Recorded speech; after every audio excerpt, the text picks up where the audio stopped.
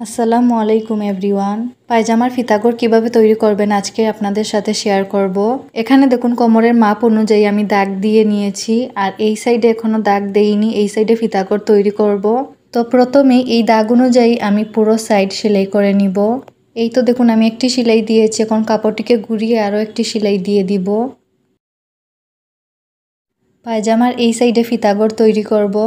এখানে দেখুন 2 ইঞ্চি পর্যন্ত আমরা কাপড়টি ভাঁজ দিব। এই 2 ইঞ্চিতে একটি দাগ দিয়ে দিলাম। উপরে 1/2 ইঞ্চি পর্যন্ত সেলাই করব।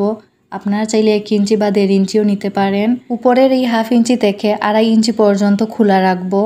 ফিতাগড় তৈরি করার জন্য এই অংশটুকু খোলা রাখতে হবে।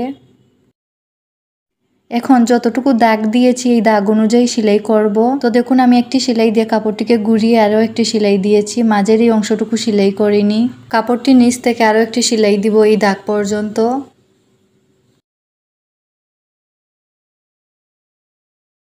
এই তো দেখুন মাঝের এই অংশটুকু রেখে সাইড সেলাই করে নিয়েছি। এখন কাপড় দুটোকে আলাদা করে সাইডে নখ দিয়ে ঘষে নিতে হবে। বাড়তি অংশটুকু এইভাবে ভাঁজ দিয়ে ভেতরের দিকে ঢুকিয়ে দিব। এইভাবে একটি ভাঁজ দিয়ে একদম সাইড দিয়ে সেলাইটা করতে হবে। যতটুকু খোলা আছে ঠিক ওই জায়গায় এসে কাপড়টিকে এইভাবে ঘুরিয়ে নিয়ে এই সাইডও সেলাই করে নিতে হবে।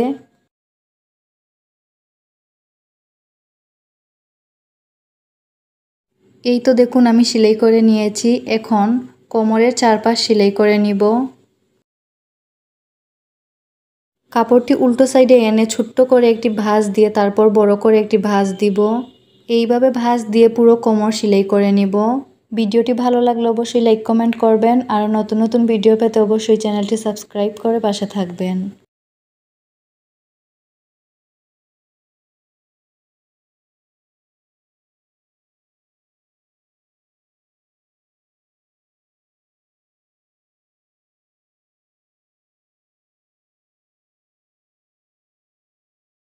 এই তো দেখুন পুরোটা আমি সেলাই করে নিয়েছি। এইভাবে আপনারাও ফিতাগড় তৈরি করে নিতে পারেন।